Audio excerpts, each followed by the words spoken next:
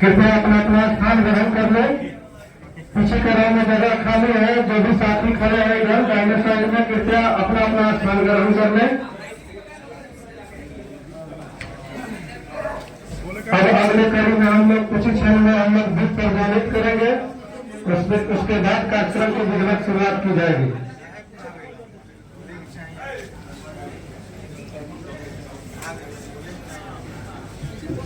पीछे के रो में जगह खाली है, साइड में जो हमारे बंधु खड़े हैं कृपया करके पीछे चले जाए। पीछे कुर्सी खाली है, अपना अपना स्थान सुनिश्चित कर लें।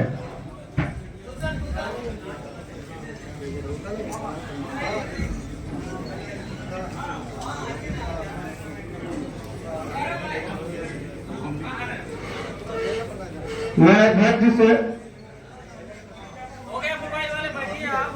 लोगों ने हाथ में गंगा जल लेकर के और यह कसम खाया था कि अपना एक एक वोट, एक कीमती वोट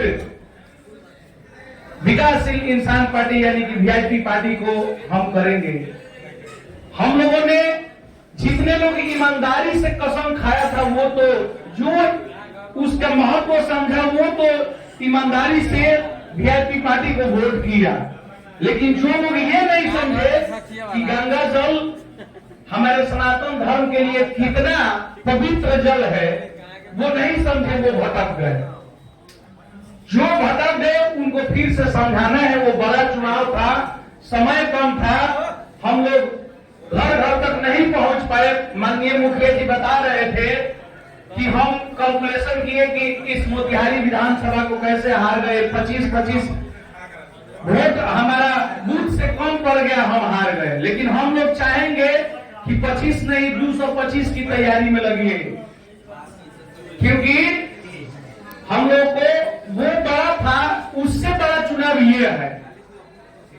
क्योंकि उसमें हम सिर्फ और सिर्फ तीन हमको सीट तो मिला था, लेकिन हम लोग 40 चुनाव लड़ रहे थे, 40 सीट पे चुनाव लड़ रहे थे। अब की बार 243 सीट पे चुनाव लड़ना है, तो उससे बड़ा है।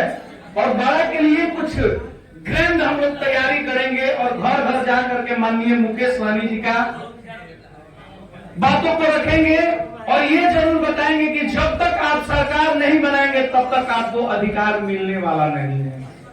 क्योंकि जो लोग सरकार में रहते हैं, जो लोग सरकार में हैं, रहते थे और आने वाले कल में होंगे, सीना ठोक करके वो अपना अधिकार पा लेते हैं। एक छोटा से छोटा झगड़ा अगर होता है ना, सरकार के पक्ष में लोग रहता है तो उसका तुरंत निपटारा हो जाता है।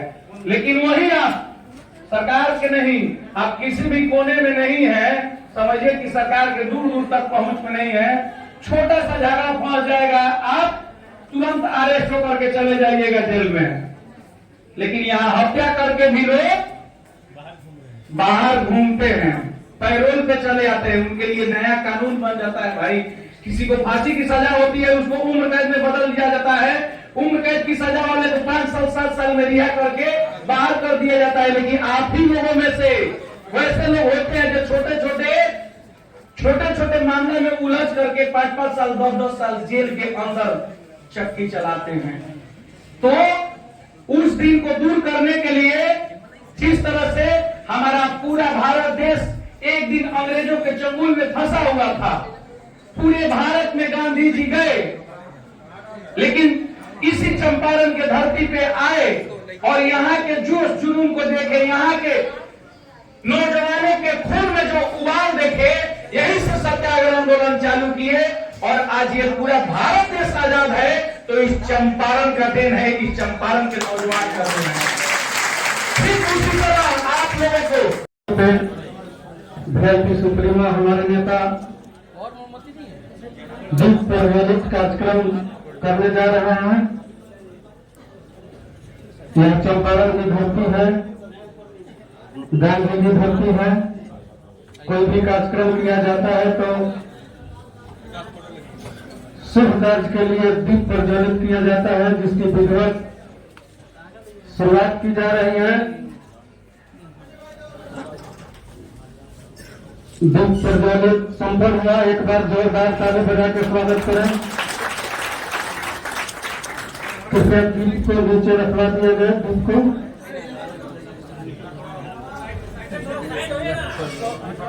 वही चलते रहते आप लोग बैठिए ना, क्या मोबाइल वाला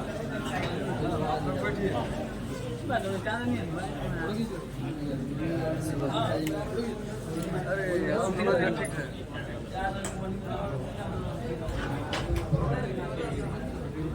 चलिए बैठिए आप लोग। अगले कड़ी में फूलमाला से, महामाला से हमारे नेताजी का स्वागत किया जा रहा है। जोरदार ताली बजनी चाहिए। चंपारण की धरती पर हमारे नेता का स्वागत हुआ। महामाला कार्यक्रम और चुनाव में सफलता नहीं मिला। सफलता इसलिए नहीं मिला कि हमारे प्रखंड की कमेटी और पंचायत की कमेटी धरातल पर कम थी। वो लोग धरातल पर बहुत ज्यादा कम काम नहीं कर पाए और जितना वोट से हम लोग हारे, मात्र प्रत्येक बूथ पे हमको 23 वोट की जरूरत थी और वो 23 वोट मैं आशा करता हूं कि हमारे प्रखंड और पंचायत कमेटी के लोग अगर जमीनी स्तर से मजबूती से काम करते और वो बन गया रहता तो हम लोग बखूबी उस चुनाव को जीत लेते।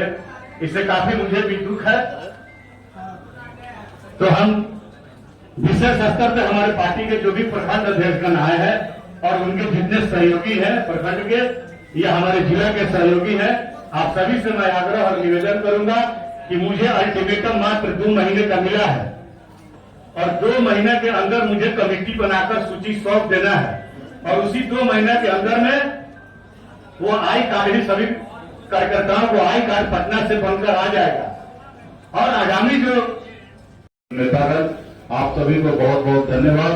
आप लोग इस कार्यक्रम आए, इसके लिए सरबल्ला मुकेश सहनी की ओर से नमस्कार प्रणाम करते। साथियों, ये यात्रा जो है सरकार बना अधिकार पाओ तो यात्रा है और आप सभी को मजबूती से पिछले 10 सालों से लगातार आप वीआईपी पार्टी के लिए काम कर रहे हैं और आपके सहयोग से हम बहुत ऊंचाई तक पहुंचे हैं। कल तक जिस निसार समाज को कोई जानता नहीं था, पहचानता नहीं था, आज पूरे बिहार ही नहीं पूरे देश के लोग जानने लगा, पहचानने लगा है।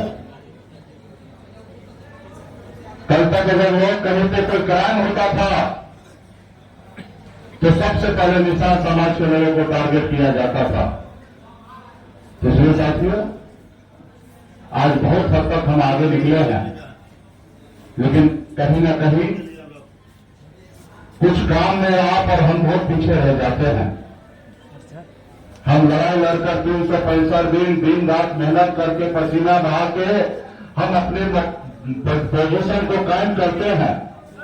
जब उपलब्धि हासिल करने का समय आता है तो उस समय में आप और हम दोनों सो जाते हैं और उसका रीजन होता है कि आपको हमको सफलता प्राप्त नहीं होता है। आज आप और हम सब मिलकर पूरे बिहार प्रदेश में अपनी वजूद बनाए। 2018 में हमने पार्टी बनाई, 2019 में हमने गठबंधन किया, 3 लोकसभा सीट पर हमने लड़ाई लड़ा, तीनों सीट पर हम 0 हो गए। 2020 में हम 11 सीट पर चुनाव लड़े, लेकिन हमें सफलता सिर्फ 4 सीट पर मिला। कुछ समय के लिए हम सरकार में थे, मंत्री भी बने। अभी 2024 में हमें 3 सीट मिला और 3 सीट में हम जीत नहीं पाए, सब 0 हो गया साथियों। इसकी जवाबदेही हम भी लेते हैं और इसकी जवाबदेही आपको भी लेना पड़ेगा। अगर आप पार्टी के कर्मठ नेता हैं, अगर पार्टी को अगर आप आगे बढ़ाना चाहते हैं तो इसकी जवाबदेही आपको और हमको लेना पड़ेगा कि आखिर हमारी चूक कहां पे है। जो जीता वही सिकंदर, आप हार गए तो आप कारण ढूंढिए कि क्यों हारे हैं। कुछ तो कमी है आप में और हम में कि हम चुनाव जीत नहीं पाते हैं। कमी कई तरह के हैं, लेकिन कुछ कमी को आप दूर करेंगे तो कमी बहुत हद तक आगे आ सकते हैं। जैसे आपके पास संसाधन नहीं है, जैसे आप संगठन पे काम नहीं किए हैं। आज के देश की राजनीति जो है वो बाजारीकरण हो चुका है। जिसके पास पैसा है वो पैसे के दम पर चुनाव जीत लेते हैं। उस जगह पर आप क्या कीजिएगा? हमें जब सीट मिला मोतिहारी में बहुत खुशी प्राप्त हुआ कि मोतिहारी का सीट हर हाल में जीतेंगे। समीकरण भी बहुत अच्छा बना था।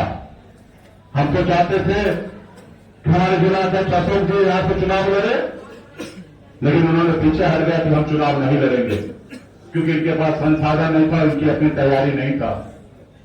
हमारे पार्टी के पास भी संसाधन नहीं है, तो हमने सोचा कि चलो 2 कदम पीछे हटो और किसी को बेहतर कैंडिडेट को यहां पे लाओ और उनको जिताओ, क्योंकि पार्टी अभी जो है हर हाल में पार्टी का एक ही लक्ष्य है कि ज्यादा से ज्यादा विधायक और सांसद जीत के आए। और उसके लिए हमने यहां पे एक अच्छा उम्मीदवार, अच्छा समीकरण देकर हमने चुनाव लड़ाया। उनके पास भी संसाधन का अभाव था, जिसके कारण हम चुनाव हारे। तो एक फैक्टर तो संसाधन है, लेकिन दूसरा फैक्टर यह भी है कि आप जमीन पर बूथ पे काम नहीं किए हैं। ये सच्चाई है। अगर हम चुनाव हारे हैं, अभी हमें पता चला कि सामने वाला 40 करोड़ 50 करोड़ खर्चा किया है, वो 100 करोड़ भी खर्चा करता, अगर आपका संगठन बना हुआ रहता तो 100 करोड़ का भी खर्चा करके वो चुनाव नहीं जीता पाता, चुनाव नहीं जीता। इसलिए साथियों, ये समस्या हमेशा आपको आएगा, संसाधन का समस्या हमेशा रहेगा, लेकिन गरीब आदमी से चुनाव जीतता है। सिर्फ जरूरी है उनकी तैयारी होना चाहिए। सिर्फ चुनाव के समय में लोगों को मदद करने के लिए और लोगों के बीच में नहीं जाना है, 365 दिन लोगों के बीच में रहना है। आज इसलिए हम लोगों ने 1 साल का यात्रा है, ये यात्रा 3 चरण में होगा। 1 अक्टूबर से आज हम निकले हैं और ये 28 फरवरी तक यात्रा पूरे बिहार में संगठन के 45 जिला है, हर जिला में जाके रात्रि विश्राम करेंगे। हर एक नेता को मजबूती से खड़ा करेंगे कि आप जाओ और संगठन को मजबूत करो। उसके बाद 11 मार्च को पटना में जुब्बा शहादत दिवस मनाया जाएगा और उसके बाद हम पूरे बिहार में निकलेंगे। जिस जिला में संगठन बन जाएगा उस जिला में संगठन के साथ हम मीटिंग करेंगे। बूथ कमेटी से लेकर जिला कमेटी तक का हम मीटिंग करेंगे, समीक्षा करेंगे। उसके बाद 25 जुलाई को पटना में वीरांगना फूलन देवी जी का शहादत दिवस मनाएंगे और उसके बाद पूरे बिहार में निकलेंगे। तमाम एक एक युवा रोड पे अपनी शक्ति प्रदर्शन करेगा कि वो बताएंगे बिहार को कि हम निषाद एक है और मजबूती से जीत के लिए खड़ा है। जब तक राज्य में चुनाव का आचार संहिता नहीं लगेगा तब तक हमारे संगठन का मजबूती से पूरे राज्य में हम काम करते रहेंगे। इसलिए साथियों, ये जो चुनाव होगा ये निषाद समाज का वजूद की लड़ाई होगा। साथियों, ये चुनाव में आपकी पार्टी का दावेदारी है कि डिप्टी सीएम हमारी पार्टी को मिले और निश्चित तौर पर आपकी सरकार बनेगा तो बिहार में पहली बार एक निषाद का बेटा डिप्टी सीएम बनेगा। ये आपकी पार्टी का उपलब्धि होगा। साथियों, हम दर्जनों विधायक बनाएंगे और खास करके चंपारण के धरती पे ज्यादा से ज्यादा विधायक बनाएंगे, क्योंकि आपको पता है कि चंपारण में महागठबंधन का ज्यादातर सीट हारा हुआ है। तो इसलिए अगर आपको गठबंधन में सीट मिलेगा तो मैक्सिमम सीट आपको चंपारण में मिलेगा, क्योंकि आप समझ सकते कोई भी अपने पास जाएगा जो पहले एक कुर्ता पैजामा वाला पत्ता पहुंचता है, फोटो खिंचवाता है और शुभकामना देने के लिए आता है। और जब हम संघर्ष करते हैं तो हमें नजर नहीं आता है। हम मंत्री बने, हमको मालूम है, हम फोटो जारी करेंगे तो आप लोगों को समझ में आ जाएगा। जो लोग ज्यादा विरोध करता है, जो काम नहीं करता, वो पटना में आके बैठ बैठ के चाय पानी नाश्ता करता था और एक एक काम कराता था। और आप लोगों को तो हमारे दरवाजे के अंदर भी नहीं जाइएगा, डर लगेगा, भय लगेगा कि मंत्री जी के दरवाजे के अंदर कैसे घुसेंगे। और आप काम करते पसीना बहाते हैं, अगर समय आता है आपका अपना फायदा लेने का, उस समय आप डर से नहीं जाते हैं। और जो लोग चमचागिरी करता है, जो काम नहीं करता है, वो सबसे पहले पहुंच जाता है। हम भी क्या करें भाई, समाज का आदमी है, बुजुर्ग लोग है, चलो उनका बात मान लो, नहीं मानोगे तो भाव में जाके विरोध करेगा, क्योंकि उनके पास ज्यादा शक्ति है ना, वो जो बोलेगा वो सुनिएगा। तो हम लोग उसको मजबूरन ही सही, लेकिन हम लोग उसको इज्जत देते हैं। लेकिन अभी हम लोग ऐसा नहीं करेंगे। अभी हमारे पास एक नए सिरे से हम लोग संगठन खड़ा कर रहे हैं। पार्टी का अपना संगठन खड़ा हो रहा है, एनपीएस का अलग संगठन खड़ा हो रहा है।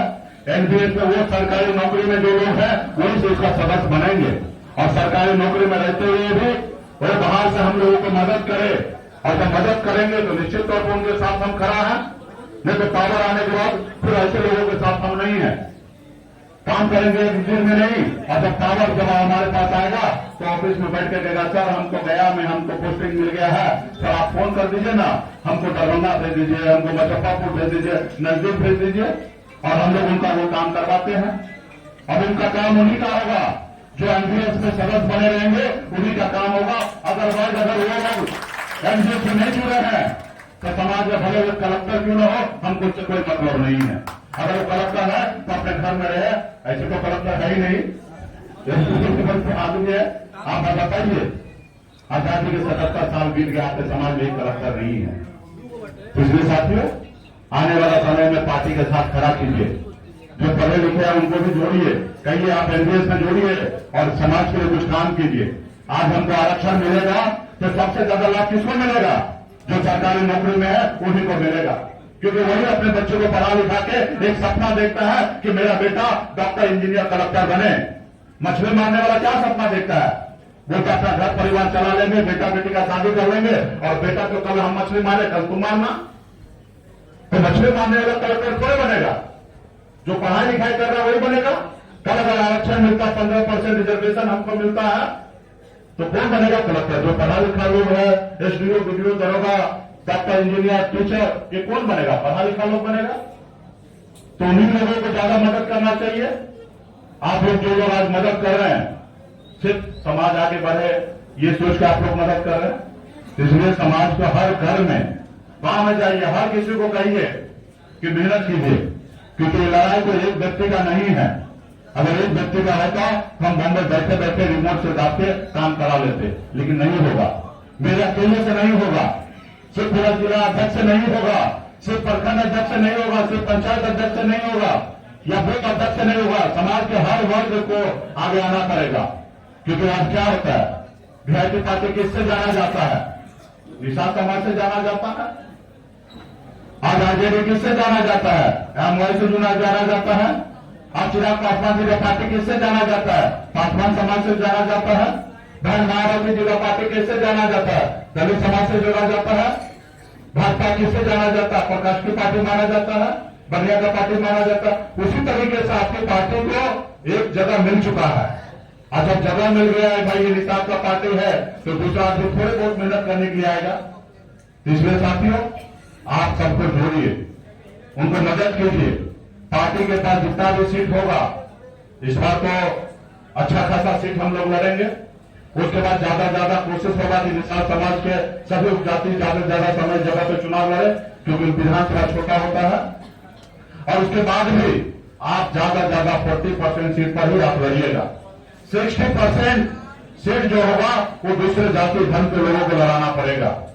इसके लिए आपको दूसरे लोगों को जोड़ना पड़ेगा, उनसे काम करवाना पड़ेगा, उनके क्षेत्र में पहचान बनवाना पड़ेगा, ताकि जब चुनाव का समय आएगा तो वह मजबूती से आपके साथ खड़ा रहेगा। और रेडीमेड लोग आएंगे, आपके पास पहले से जुड़ा हुआ नहीं रहेगा। रेडीमेड आएंगे, चुनाव लड़ेंगे, फिर भाग जाएंगे। वही अगर आपका अपना लोग रहेगा, जो खून पसीना बहा के मजबूती से पार्टी में काम कर रहा है, वो हमेशा आपके साथ रहेगा। जैसे हमारे पास वरुण विजय जी हैं, पिछले 2-3 साल से काम कर रहे हैं और मजबूती से हैं, और चुनाव लड़ेंगे भी तो मजबूती से रहेंगे। अभी मान लीजिए कि अगर हमारे लोकसभा चुनाव में समीकरण बना कि यहां से कुशवाहा समाज को चुनाव लड़ाएंगे, तो हमारे पास कुशवाहा समाज में कैंडिडेट था ही नहीं, पार्टी में नेता ही नहीं है, तो किसमें लड़ा जाए? तो आरजेडी में नेता था, पूर्व में विधायक रहा, नाम फेम था, हम सोचे उनको लड़ा देते हैं, जीत जाएंगे। लड़ाए और चुनाव हार गए, उस वक्त नजर नहीं आ रहे हैं, क्योंकि वहां तक का था ही नहीं और हमारे पास मजबूरी था। अब हमने कुशवाहा समाज में लड़ाना था, वो हमको लगा अच्छा है। ये भी बात सही है ना कि क्षेत्र में अच्छा कैंडिडेट तो आपका अच्छा ही था, लेकिन वो आपका नहीं था। हाँ, हमको मजबूरी था, अब किसी कुशवाहा को लड़ाना है। अब तेजस्वी जी बोले कि अभी किसी को लड़ाना है, कुशवाहा का समीकरण बनाना है, तो किसी को लड़ा दीजिए। तो हमने भी देखा, कई कुशवाहा से मिला, उसमें सबसे बेहतर कुशवाहा हमें मिला, ठीक लगा, हमने उनको कैंडिडेट बनाया। और आज चुनाव हारने के बाद वो वीआईपी नहीं है, वो अपना मस्ती में घूम रहा है, अपना जो दूसरा काम है वो कर रहे हैं। एक तो गरीब भी हो गया बेचारा, कुछ नुकसान हो गया तो भरपाई कर रहे हैं। पहले 4 ऑपरेशन करते होंगे, कभी 6 करना पड़ता होगा, ठीक है। तो भाई उनकी भी अपनी मजबूरी है, लेकिन उनके समय थोड़ा सा निकालना चाहिए, ठीक है।